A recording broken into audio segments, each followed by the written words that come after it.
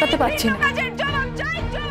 Either উনি ছেলে মেয়েদের টাকা পয়সা ফেরত দিক, অথবা এই কেসটা পুলিশের হাতে যাবে। আপনারা এফআইআর করেছেন কিনা আমরা বুঝতে পারছি না।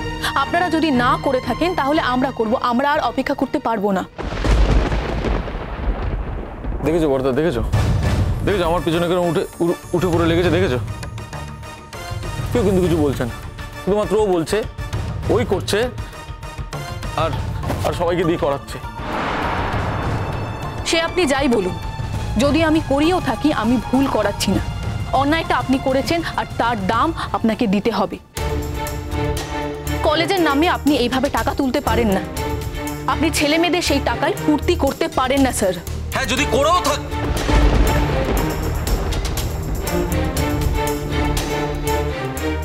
আমি এসব কিছু করিনি, কথার কথা বলছি। যদি আমি করেও থাকি এসব, তো সেটা কি আমি আমার একার ইচ্ছেতে করেছি? হ্যাঁ, ওদের ইচ্ছে ছিল না? থাকবে নাই বা কেন? ওরা তো অ্যাডাল্ট। এগুলো আপনি থানায় গিয়ে বলবেন। তারা রাজি হয়েছিল কিনা, তাদের ওপর কোনো চাপ ছিল কিনা, বরং সেগুলো তারা থানাতে গিয়েই বলুক। ঠিক আছে ঠিক আছে, আমরা তো বলেছি যে এই ব্যাপারটা আমরা দেখব। আমরা এই কথা বলিনি যে আমরা 24 ঘন্টার মধ্যেই এফআইআর করব। আমরা 7 দিন সময় চেয়েছি, ছেলে মেয়েদের সঙ্গে কথা বলবো। আর তোমাকে সব ব্যাপারে এখানে এসে কথা বলার কোনো দরকার নেই। স্যার, আমি স্টুডেন্ট রিপ্রেজেন্টেটিভ, আমি ছাড়া কে কথা বলবে? এটা কিন্তু অনধিকার চর্চা করছে না দাদা। হ্যাঁ, তো ঠিক আছে, সেসব স্টুডেন্ট তো আছে, তাদের সঙ্গে আমরা কেন কথা বলছি না জেঠুমনি? একটা ইস্যুকে আমরা এভাবে ঝুলিয়ে রেখেছি, অন্য কারোর কেস হলে তো আমরা এভাবে ঝুলিয়ে রাখতাম না। আমার 7 দিন সময় লাগবে শঙ্খ, আমাকেও তো লয়ারের সঙ্গে কথা বলতে হবে। কি হতে পারে কি হতে পারে না সেটা আমাকে জানতে হবে, আর তাছাড়া কনসিকুয়েন্সগুলো কি হবে সেটা তোমাকে ভেবে দেখতে হবে, আমাকে জানতে হবে। তাছাড়া কত টাকা ধাক্কা আছে, কলেজ সেটা বেয়ার করতে পারবে কিনা সেটা তো আমাকে দেখতে হবে। 100 বার বের করতে পারবে কলেজ? জেঠুমনি, কলেজের এত পুয়ার ফান্ড নয়। তবে একজনের অন্যায়ের দায় আরেকজন নেবে কিনা সেটা আমি বলতে পারছি না। আর সেটা বলে দরকার পড়লে ওনার পার্সোনাল প্রপার্টি সেটাকে সিজ করতে হবে, সেখান থেকে টাকা নিয়ে এই কেস চালাতে হবে, আর সেখান থেকে স্টুডেন্টদের টাকা সমস্ত ফিরিয়ে দিতে হবে। বাহ বাহ বাহ বাহ, দারুণ বললি সঙ্গে, গুড। মানে আমার প্রপার্টি যেটুকু আছে, যা আছে সব সিজ করে আমাকে পথের ভিখারি বানাবে। তো যদি রাজপ্রাসাদ পাওয়ার ইচ্ছে থাকে, কিন্তু যদি তোর ক্ষমতা না থাকে বা যোগ্যতা না থাকে সেটা পাওয়ার, তবুও যদি তুই সেটা অ্যাচিভ করার চেষ্টা করিস, তাহলে তার দাম স্বরূপ তোকে কোথায় যেতে হবে? রাস্তায় ভিখারি হতে হবে। আর কি হবে?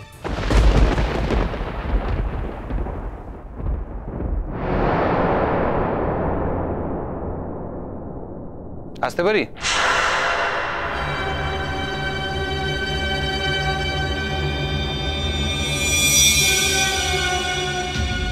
আপনি কি ব্যাপার? এমনি এমনি নিশ্চয়ই আসেন, নিশ্চয়ই কোনো কারণ আছে।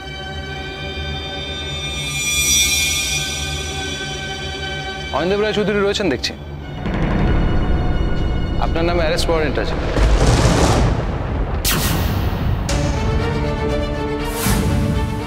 আপনাকে থানায় যেতে হবে।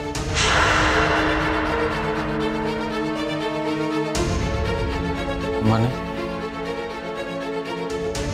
এফআইআরটা আমি দায়ের করেছি জেঠুমনি, সেই জন্য এসিপি আহির দাশগুপ্ত ওনাকে অ্যারেস্ট করতে এসেছেন।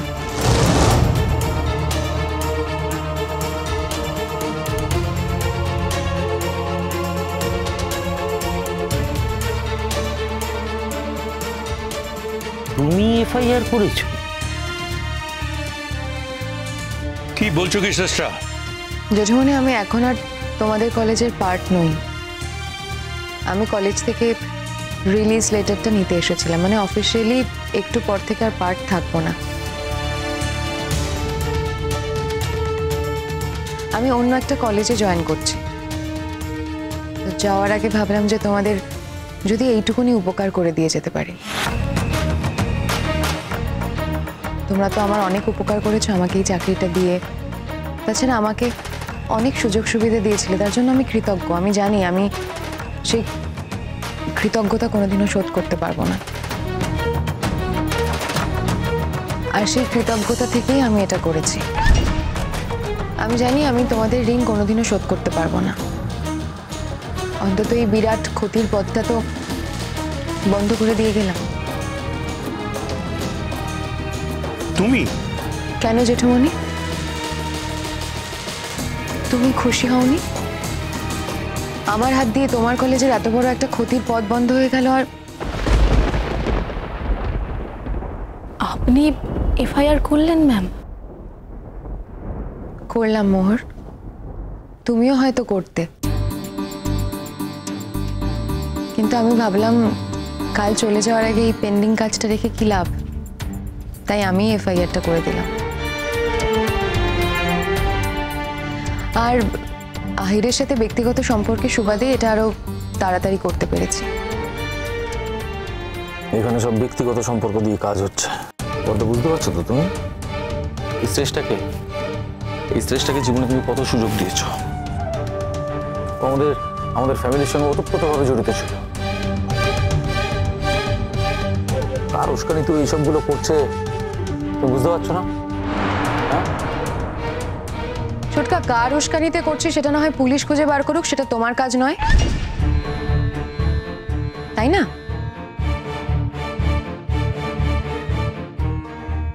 মোহর, আমি চিরকাল তোমাদের অনেক ক্ষতি করার চেষ্টা করেছি,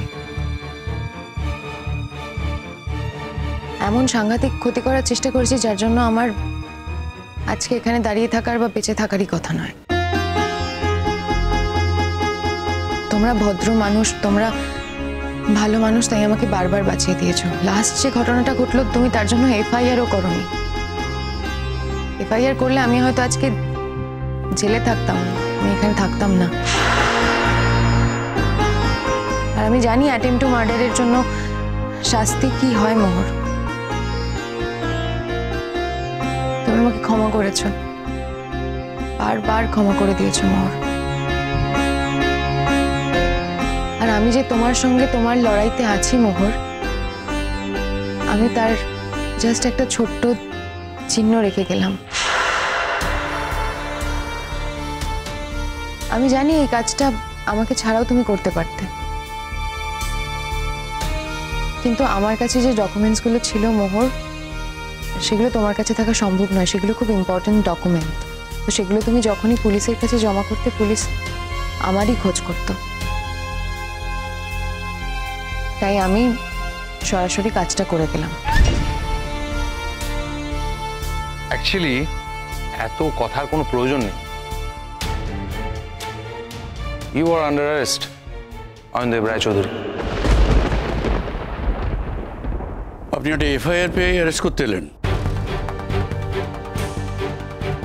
ইনভেস্টিগেট পর্যন্ত করলেন না।